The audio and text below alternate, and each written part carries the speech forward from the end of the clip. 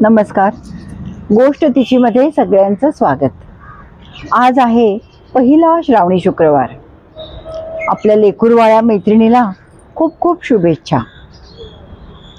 लाघवी स्वभावाची, भरभरून प्रेम करणारी, आपल्या गोड आवाजात अंगाई गीत गाणारी अशी ही आई ज्या ज्या मुलाबाळांना मिळाली त्या सगळ्यांना श्रावणाच्या खूप खूप शुभेच्छा आणि आशीर्वाद. आज आहे नागपंचमी. सगळ्या कुमारिका, सुवासिनी हातावर छान मेहंदी काढून हिरव्यागार झाडावर झोके घेतात, झिम्मे खेळतात, फुगड्या खेळतात. आजची गोष्ट आहे अशाच खेळांमध्ये जिने खूप बक्षिसं मिळवली आहेत अशा मैत्रिणीची. आश्चर्य वाटलं ना?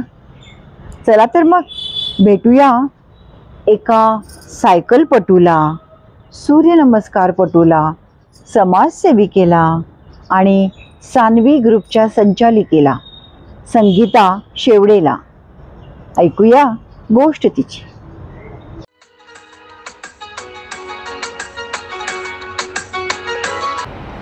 नमस्कार. गोष्ट तिचीमध्ये सर्वांचं स्वागत. आज आपल्याकडे एक माझी उदयनामधली मैत्रीण आली आहे, संगीता शेवडे. संगीता शेवडे, वेलकम. तू पुण्यातलीच आहेस. तुझं माहेरचं नाव काय किंवा शिक्षण कुठे झालं? मी पुण्यातलीच आहे. माझं माहेरचं नाव संगीता कुलकर्णी आणि मी अहिल्यादेवी शाळेत होते आणि कॉलेजमध्ये SNDTमध्ये गेले होते. अच्छा.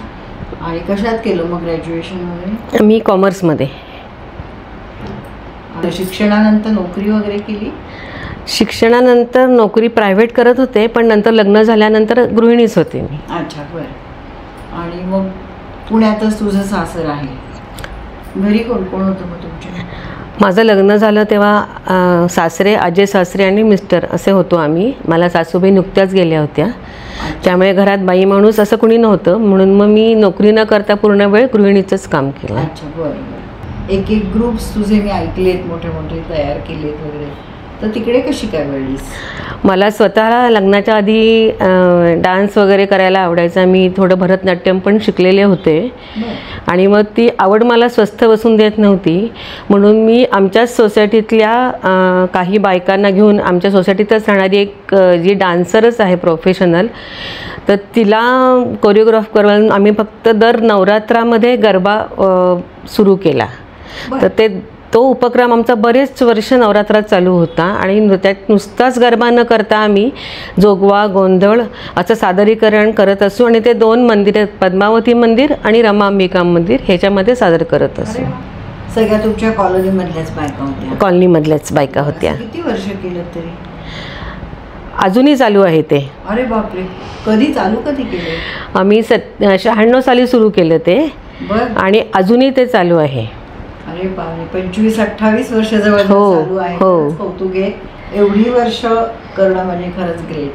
पण मग अजूनही नवरात्रीत तुम्ही असता का, तिथे करता का? नाही, आता नवरात्रात नाही, तर एकदा आमचे कोरिओग्राफर आहे जी आमच्या डान्स पण करते, अपर्णा पानसे, तर ती माहेरून कोकणस्थ, तर तिच्याकडून चित्पावन संघटनेच्या कार्यक्रमासाठी आम्हाला विचारणा झाली होती आणि त्यावेळेला त्यांनी आम्हाला विषय दिला होता की तुम्ही गांधी आणि सावरकर या विषयावर सादरीकरण करा, त्याच्यात तुम्ही ॲक्ट करायचा आणि डान्स.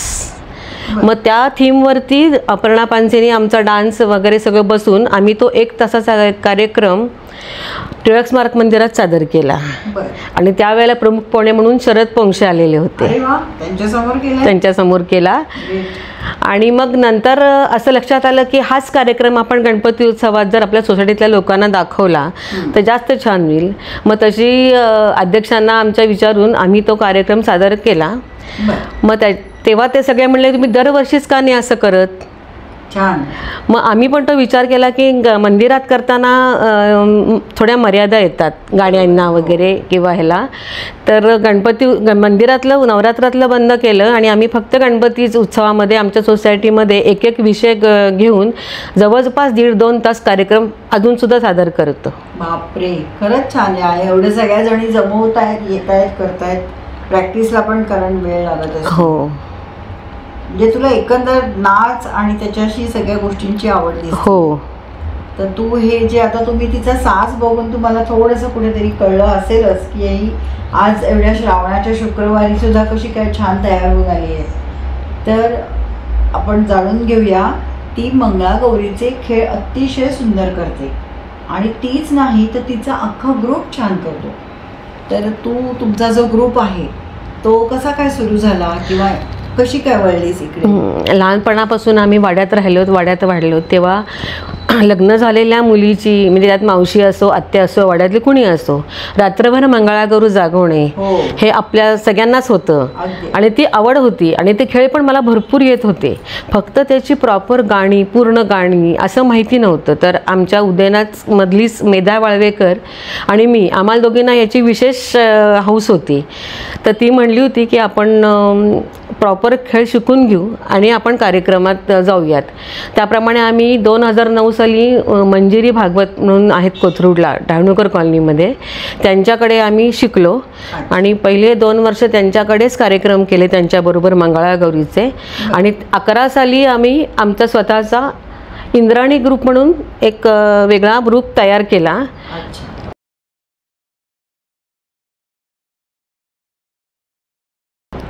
आणि त्याच्यात आम्ही 12 जणी अजूनही आहोत. अरे वा.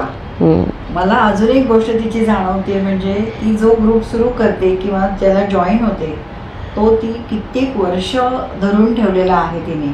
जसं आत्ता आपण ऐकलं की त्रिशा नावाचा पहिला ग्रुप 28 वर्ष आणि आता ह्याला किती वर्ष झाली? इंद्रायणीला आता 16 वर्ष होतील. अरे वा, मस्त, अभिनंदन. धन्यवाद. आणि सांगायचं कौतुक म्हणजे विशेष म्हणजे की आम्ही ज्या 2009 साली ज्यांच्याकडे शिकलो आणि तो जो ग्रुप आहे तोच ग्रुप आमचा आत्ता चालू आहे. त्याच सगळ्या मेंबर्स आणि आता सगळ्या 60+ झालेल्या आहेत. हो, 16 वर्ष म्हणजे तेव्हा तुम्ही नक्कीच खूप लहान होतात, पण अजून सुद्धा सगळ्या जणी छान खेळतात. सगळ्यांचा स्टॅमिना खूप छान आहे, अजूनही सगळ्या छान खेळू शकतात खेळ. नाही, कमाल आहे, कमाल आहे. आणि आता मला वाटतं की तू उदयना ग्रुपमध्ये पण एकदा कधीतरी हा असा कार्यक्रम केला होता असं आठवते. हो, बरोबर आहे.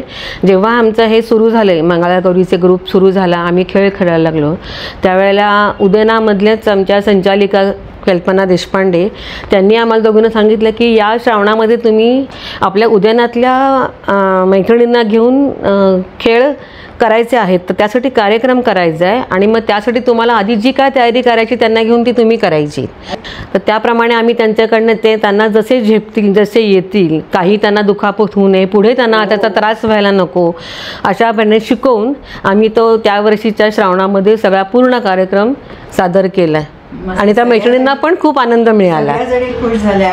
हो, नक्की. कारण खेळावं असं वाटतं पण आता खेळू का नको असं वाटतं, गाणं माहीत नसतं. बरोबर आहे, असे प्रॉब्लेम येतात. आणि आता ह्या इंद्राणी ग्रुपचे तुमचे किती कार्यक्रम झाले 16 वर्षात? आत्ता आमचे 822 कार्यक्रम झालेले आहेत. बापरे बाप. आणि अजून एक सांगायचं म्हणजे फक्त आम्ही आता मंगळागौरीचेच खेळ खेळतो किंवा कार्यक्रम करतो असं नाही आहे. तर आम्ही डोहाळ जेवण, बारसं, संगीत मेहंदी असे पण कार्यक्रम सादरीकरण करतो.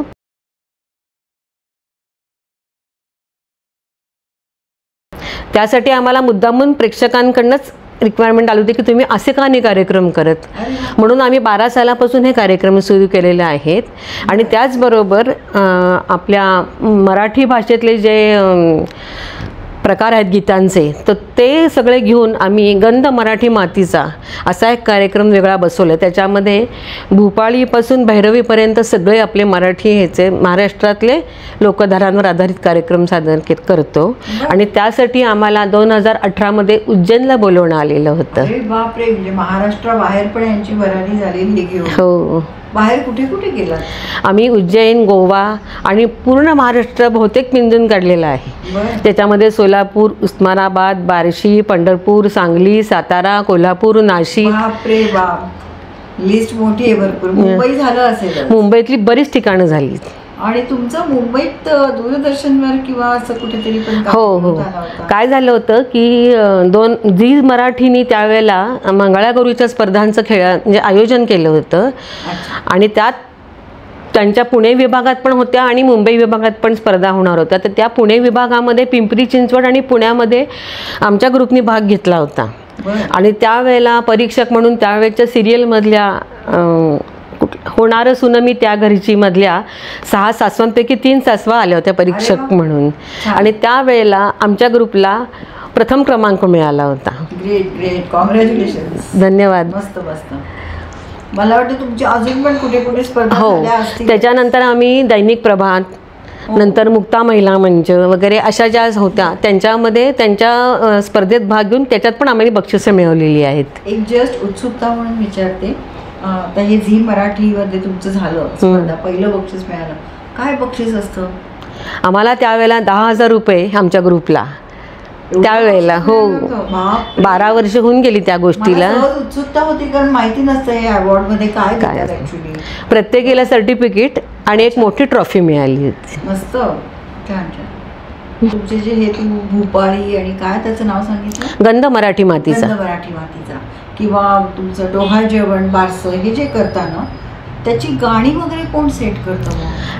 किंवा कोण ठरवतं की ही घेऊ ही नको? आमच्या ग्रुपमधली एक गायिका आहे सरिता लिमई म्हणून, तर ती ही गाणी सुचवते आणि गाणं सुचलं की त्याच्यावरती डान्स करायचा. तर तो डान्समध्ये काय काय करता घेता येईल, मंगळागौरीचे खेळ पण थोडे घ्यायचे आणि थोडा डान्स.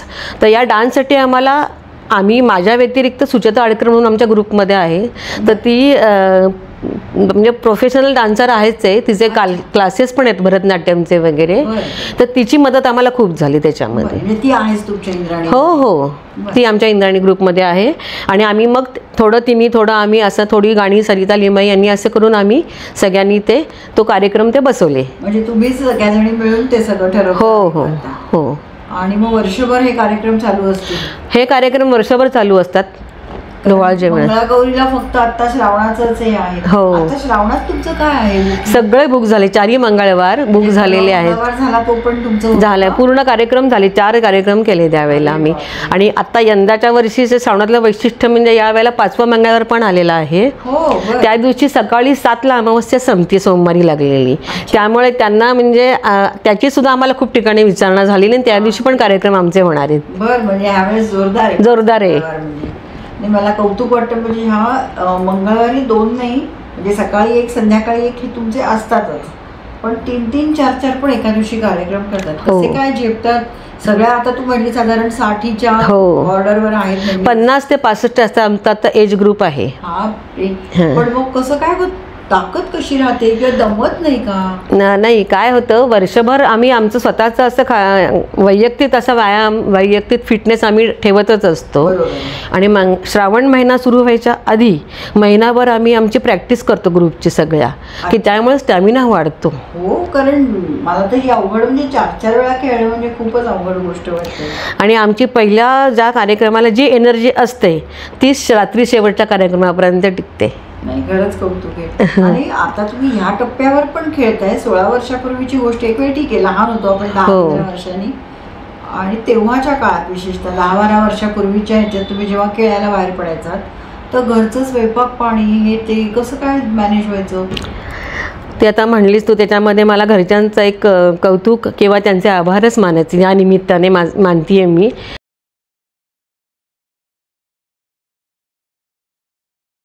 की आमच्या प्रत्येकीच्या घरातल्यांचं सहकार्य तर आम्हाला मिळतंच, आणि त्याचबरोबर त्यांची साथ पण लाभते अशी की आम्ही सकाळी, जर आमचा 10 वाजता कार्यक्रम असेल तर आम्ही सकाळचा स्वयंपाक नाश्ता सगळं करून बाहेर पडायचो. आणि परत दुपारीच्या कार्यक्रमात जर 1-1.5 तास मिळाला आणि जवळ घर असेल तर परत त्या वेळात जाऊन पटकन संध्याकाळचं पण करायचं. नाही तर मग जर नाही मिळालं घरी यायला तर सकाळीच शक्यतो 2 वेळचं करून ठेवायचं.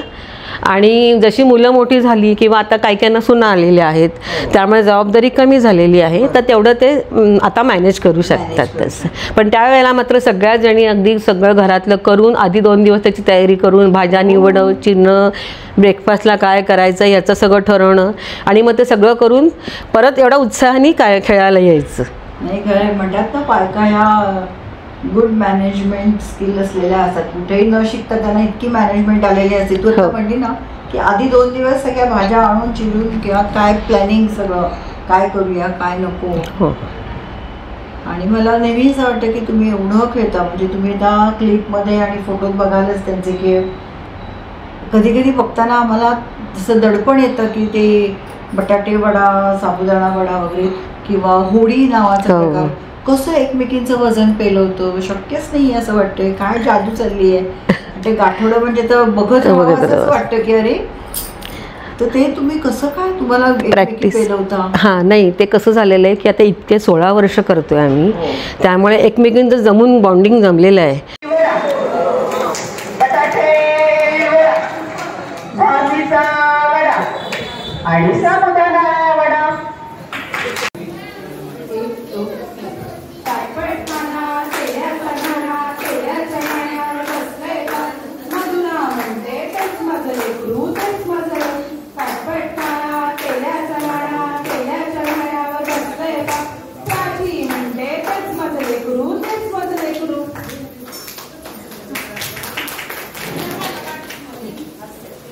आणि सांगायला अगदी आनंद वाटतो की जी 16 वर्षापूर्वी जी सगळ्यात आमच्या ग्रुपमधली लहान अमृता म्हणून आहे ती आणि मी ठरलेलं की आम्ही दोघीच वादळातली उडी करतो आणि आम्ही दोघीच दही वडा बटाटे वडा करतो. म्हणजे ते अगदी अगदी केमिस्ट्री अगदी अगदी म्हणजे ती ठरलेलंच आहे की दुसरं कोणी म्हणजे करतात दुसरं दोघी पण त्या जोड्या ठरलेल्याच असतात की त्यांना एकमेकींचं वजन पेलवतं आणि ती पण एक टॅक्ट असते किती वजन आपल्या द्यायच्यावर दुसऱ्यावर द्यायचं. कसं शक्य? तर ते खेळूनच प्रॅक्टिस करूनच जमतं. नाही ते शिकलायत त्यामुळे तुम्हाला. हो. तुम्ही पुढे कुणाला शिकवलंय का हे असं कधी? हो हो, आम्ही 9 आणि 10 साली मंजिरी भागवतांकडे जेव्हा आम्ही शिकत होतो तर त्याच्यानंतर त्यांनीच आम्हाला मुक्ता महिला म्हणजे मधुरांगणच्या महिलांना शिकवण्यासाठी 2 ठिकाणी म्हणजे 2 आमच्या ग्रुपचे 2 भाग करून आम्ही 2 ठिकाणी शिकवायला जात होतो.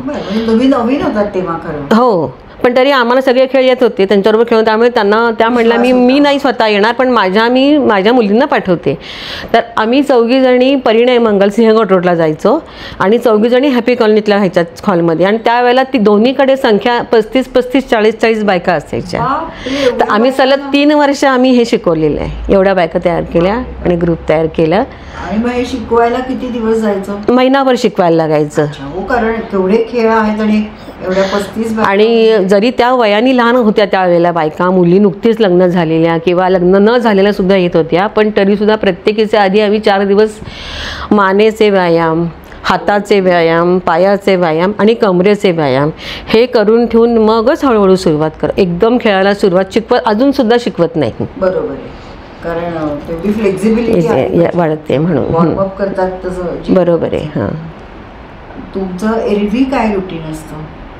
का हे तुमचे वर्षभर चालू आहे त्यामुळे तुम्ही वर्षभर प्रॅक्टिस करत असता? नाही, वर्षभर प्रॅक्टिस करत नाही आम्ही. फक्त श्रावण महिन्याच्या आधी ही मंगळागौरीच्या खेळांची प्रॅक्टिस करतो आणि वर्षभर आमचे डोहाळ जेवण, संगीत, मेहंदी हे कार्यक्रम सुरूच असतात.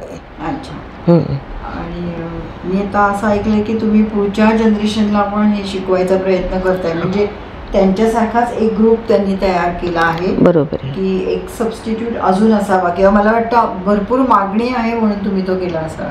हां, माझं स्वतःचं असं मत आहे की आता आम्ही करतोय त्या सगळ्या आता म्हणजे 50 ते 65 मधल्या आहोत, पण हळूहळू कुठेतरी वयाला मर्यादा, खेळाला मर्यादा होणारच आहे. तर ती आपली ही संस्कृती टिकावी पुढच्या पिढीपर्यंत, त्याच्या पुढच्या पिढीपर्यंत ती टिकून राहावी, त्यासाठी मला म्हणजे असं वाटत होतं की आपण पुढचा एक ग्रुप तयार करावा नवीन मुलींना घेऊन आणि त्यांना शिकवावं.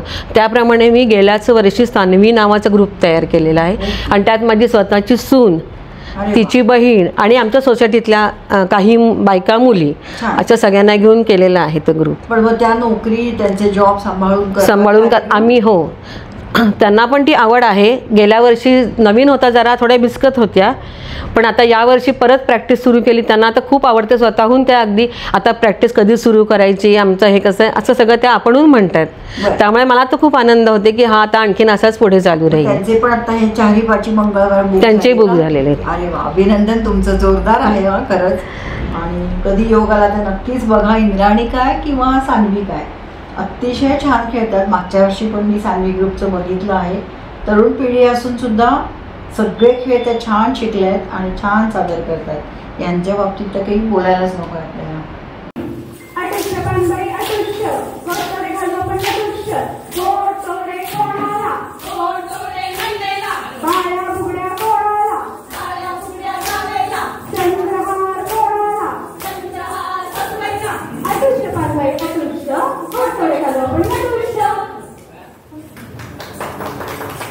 तुमचं विशेष कौतुक सांगायचं म्हणजे कलर्स मराठीवर तुमचं, मला किती वर्षापूर्वी आठवत नाही पण आम्ही बघितलेलं आठवतंय, तर तो एक अनुभव आम्हाला ऐकायला आवडेल.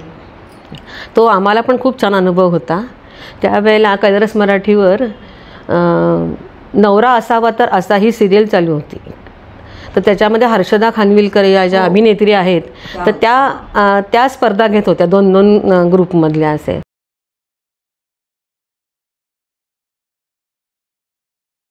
तर त्या सगळ्या टीमची लीडर होती नागपुरे म्हणून.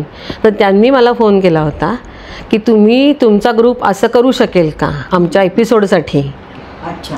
तर मी म्हणलं करू, कधी शूटिंग कुठे करायचं काय सगळं चौकशी झाली. मग त्या म्हणलं की तुमच्याच ग्रुप म्हणजे तुमच्या ओळखीत कोणी आहेत का की ज्यांची आता पहिलीच मंगळागौर होती आहे. तर तेव्हा माझ्या सुनेचीच पहिली मंगळागौर होतं, तिचं पहिलंच वर्ष होतं. तर मी म्हणलं ती आहे. तर त्या म्हणल्या नुसतंच सून नाही तर तुमचा मुलगा पण बरोबर लागेल, कारण नवरा बायकोंचीच ती स्पर्धा घ्यायची आहे. बरोबर. तर मी तेव्हा म्हणजे माझा मुलगा तयार होईल असं वाटलं नव्हतं. पण त्याच वेळेस त्यांनी मला नागपुरींनी असं सांगितलं की अजून एक जोडी पाहिजे की तिचं 3-4 वर्ष लग्नाला झालेली आहेत आणि तिला अनुभव आहे मंगळागौरीच्या खेळांचा. तर त्याच माझ्या डोक्यात असं आलं की माझी सुनेची मोठी बहीण, तिच्या लग्नाला तेव्हा 3-4 वर्ष झालेली होती. मग म्हटलं आहे. तर मी त्या घरातलेच आहेत. मग तिच्या बहिणीचे मिस्टर, सुनेच्या आणि माझा मुलगा, तर त्या दोघंही त्यामुळे तयार झाले की आपल्याच घरातली लोक आहेत.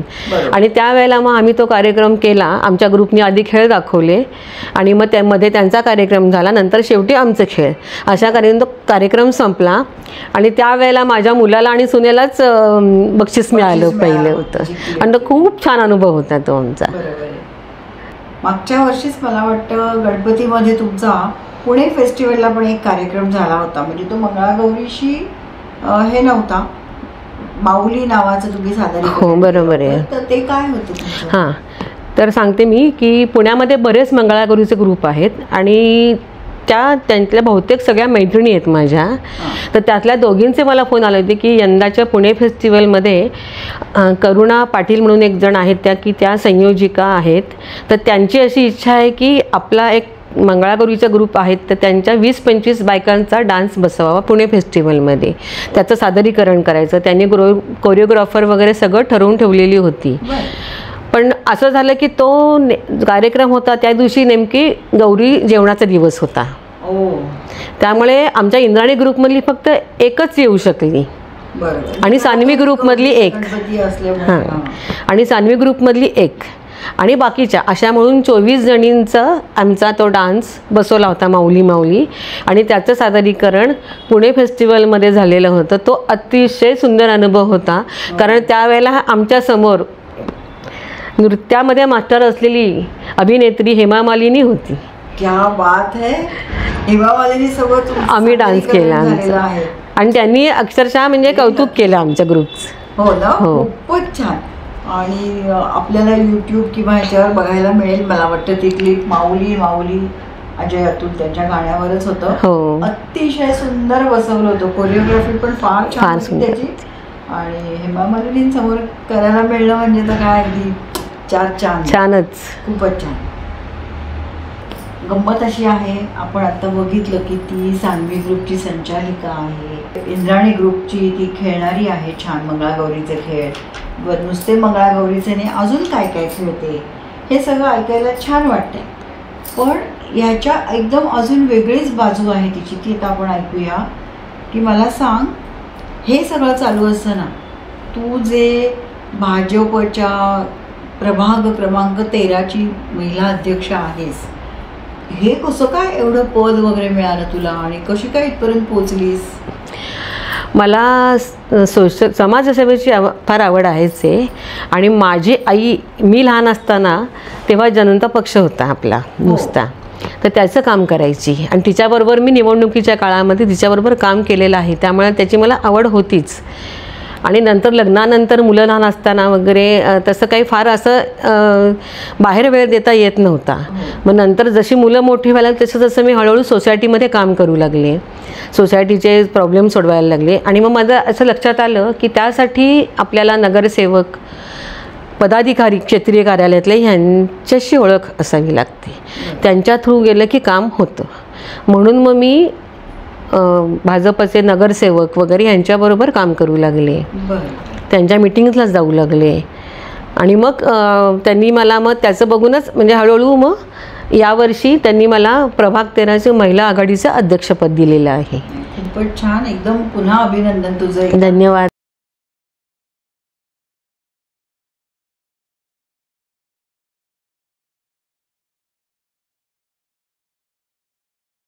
आणि संगीता आमची मैत्रीण अशी आहे की तिला म्हणजे आमच्या उदयना ग्रुपमध्ये तर फेमसच आहे की कुठलाही कोणाला काही प्रॉब्लेम आला, काही अडचण आली, काही कुठलीही अडचण असो की आम्ही तिला एक फोन करतो. फोन केल्यावर ती सांगते की हां मी सांगते तुला एक 10 मिनटात, आणि खरोखर 10 मिनटात ते काम झालेलं असतं. तिने आम्हाला कॉन्टॅक्ट नंबर दिलेला असतो की यांना विचार, यांना भेट किंवा जे काय असेल ते. पण संगीता म्हणजे काम फते, काही पुढे प्रॉब्लेमच नाही, बघायलाच नको. एवढं तिचं अगदी किती वर्ष बघतोय आम्ही की कामाचं हे स्वरूप खूप छान आहे. आणि आता तर तू अध्यक्ष झालेली आहेस महिला आघाडीची. तर मग तिथे कसं काय असतं तुझ्या अजून हाताखाली कोण कोण असतात? बरोबर आहे, माझ्या हाताखाली म्हणणार नाही मी माझ्याबरोबर आम्ही 15 जणी आहोत. अच्छा. त्याच्यामध्ये उपाध्यक्ष 3 आहेत, चिटणीस, सरचिटणीस अशी पदं आहेत. तर त्या सगळ्या महिलांना, तर त्या महिला काही मला सांगितलं तर तुम्ही निवडा, काही नगरसेवकांनी निवडली त्याच्यातली.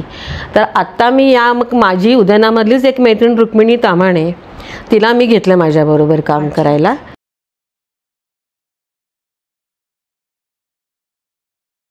कारण सोसायटीच्या ह्याच्यामध्ये विभागामध्ये काम करायला ती अतिशय चांगली आहे. आणि त्याचबरोबर वस्ती विभाग म्हणजे राजपूत वीटभट्टी वगैरे जी येते नदीकाठच्या रस्त्याला, किंवा गोसावी वस्ती म्हणजे वनदेवीच्या तिथे, तर त्या वस्त्या विभागांमधल्या लोकांच्या अडचणी, त्यांच्या गरजा समजून याव्यात म्हणून त्या भागातल्या मी महिलांना माझ्याबरोबर काम करायला घेतलेलं आहे की आपण त्यांच्यापर्यंत पोचू शकतो. पण त्या येतात ऑफिसमध्ये आणि हो, आमची प्रभागाची दर गुरुवारी साप्ताहिक बैठक असते. अच्छा. तर त्याचा मेसेज सगळ्या ग्रुपवर जातो, तसा मी माझ्या ग्रुपवर पाठवते आणि प्रत्येकीशी पर्सनली कॉन्टॅक्ट करते मी. आणि त्यातल्या बऱ्याच जणी येतात आणि ज्या येत नाहीत त्या मला नंतर काय झालं, काय करायचे काम असं विचारतात. अरे वा, म्हणजे चांगलं आहे. कारण वस्ती विभागामधनं असं पर्सनल टच असलेलं पाहिजे. हो, ते जाणवतं. म्हणजे आधी इतके वर्ष काम करत असताना जाणवायचंच, पण आता पद मिळाल्यानंतर त्याचा उपयोग चांगला करता येतो, ह्याचा मला चांगला आनंद आहे जास्त. आता हक्काने तू ते अगदी अगदी अगदी. हो हो हो, अगदी नक्कीच. चांगलं. तुझी दोन्ही वाटचाली खूप छान आहेत. तर ह्या सगळ्या प्रवासात तुला काही एखादा आनंदी घटना किंवा कौतुक झालं असं काही आहे का? या क्षेत्रात तू आत्ताच नावाने अध्यक्षपद हे आत्ता मिळालं, हो हो, पण आपलं जे इंद्राणी ग्रुपचं काम आहे त्याच्यात तुला कुठे काही आनंदी क्षण, घटना असं काही आहे का? हो हो, आत्ता जरी पद आता राजकारणातलं आधी सांगते, पद जरी आत्ता मिळालं असलं तरी आता एक प्रोटोकॉलप्रमाणे अगदी म्हणजे आमदारांना सुद्धा मी उपयुक्त असेल तर माझं नाव घ्यावं लागतं. बरं. हां, म्हणजे सांगताना प्रोटोकॉलप्रमाणे उपस्थित माझं नाव घेतलं जातं, ह्याचा एक आनंद वेगळा आहे. नाव घ्यायला पाहिजे अशी अपेक्षा नसते, पण ते घेतलं जातं ह्याचा आनंद नक्कीच आहे, मनाला छान वाटतं. आणि इंद्राणी ग्रुपमध्ये तर बरेच आनंदाचे प्रसंग आम्हाला दरवेळेस येतात. त्यातला सगळ्यात आनंदाचा प्रसंग म्हणजे आम्हाला झी मराठी अवॉर्ड मिळालं. तो खूपच म्हणजे पुणे, पिंपरी आणि चिंचवड या तिन्ही भागांमध्ये आम्हाला प्रथम एवढे 25-30 ग्रुप असताना आमच्याच ग्रुपला पहिलं बक्षीस मिळालं, याचा आनंद अवर्णनीय आहे. नाही खरं, मोठ्या हा, नक्कीच नक्कीच. आणि असंच एखादी खटकलेली गोष्ट आहे काही? खटकलेली गोष्ट म्हणताना आहेत तशा बऱ्याच, पण त्यातल्या त्यात अशी एक सांगावीशी वाटते की आता जे बरेच व्यासपीठ आहेत निघालेले, बरेच मंच निघालेत, त्याच्यामधला अनुभव सांगते. आम्ही त्या मंचाच्या स्पर्धेत भाग घेतला होता आणि एक ठराविक वेळ दिलेली होती प्रत्येक ग्रुपला. पण आधीच सेटलमेंट असलेल्या ग्रुपना जास्तीची वेळ देऊन, म्हणजे स्वतः आम्ही ते प्रत्येक ग्रुपची वेळ बघत होतो एक आम्हाला त्यावेळेला असं जे हे होतं की कसं काय करत असतील म्हणून. तर ते बघता बघता आम्हाला कळलं की अरे आणि जे नंतर लक्षात आलं की जे ग्रुप जिंकले त्यांना 12-12, 13-13 मिनटं दिली, जास्तीची वेळ वाढवून दिली आणि आम्हाला अतिशय कमी वेळ दिलेला होता. तर ते खटकलं की असं नको, म्हणजे हे मला बरोबर नाही आहे. नंतर मग आम्ही हे त्यांना म्हणजे आमच्यातलीच एक माझी मैत्रीण मेधा वाळवेकर त्यांना म्हणली की तुम्ही स्टॉप वॉच घ्या. म्हणजे त्यांना दुखवता कामा नये, पण त्यांना कळलं तर पाहिजे की आपण काय करतोय ते, की तुम्हाला आणि आता आम्ही भेट देतो पण तुम्ही नीट वेळ लावा, नीट बघा आणि सगळ्या ग्रुपला सेमच वेळ द्या तुम्ही. मग ते सगळ्यांनी आम्ही त्यावेळेला आमचा ग्रुप खूप हे झाला होता, म्हणजे दुखला. चांगलं नाही, सगळेजण मन लावून प्रयत्न करत असतात ना स्पर्धा. हो हो.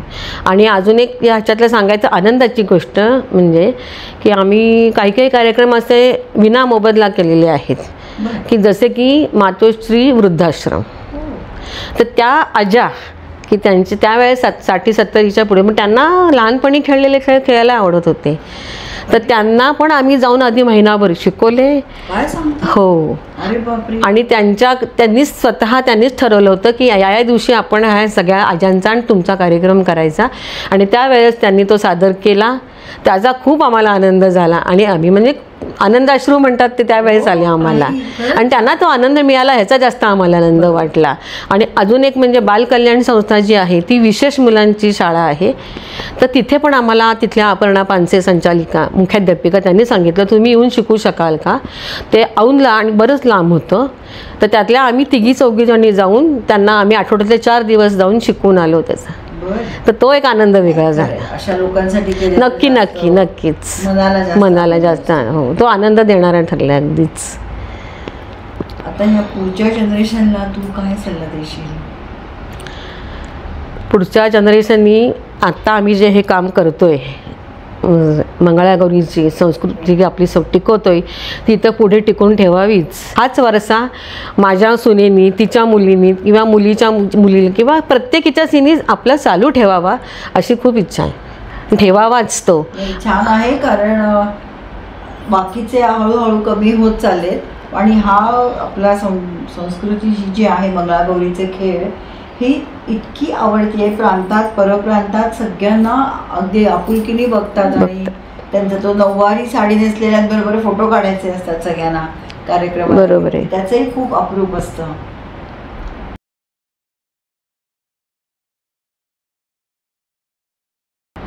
आणि अजून एक सांगावंसं वाटतं की या नोकरी करणाऱ्या किंवा या ज्या मुली येतात चांगल्या चांगल्या पदावर असतात त्यांनी व्यायामाचं दुसरं काही क्लास न लावतात जरी नुसत्या मंगळागौरीचे खेळ खेळले तर तो एक पूर्ण शरीराला व्यायाम मिळणार आहे. यातनं हाच एक संदेश द्यावासा वाटतो. जिम लावण्यापेक्षा त्यांनी नक्कीच अगदी. मला एका शब्दात तू सांगू शकशील का की स्त्री म्हणजे काय? स्त्री म्हणजे मी म्हणेन सुवर्णमध्य.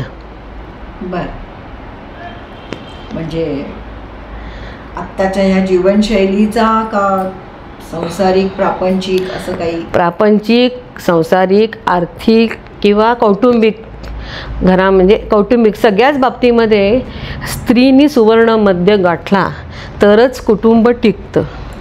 कुटुंब व्यवस्था टिकते.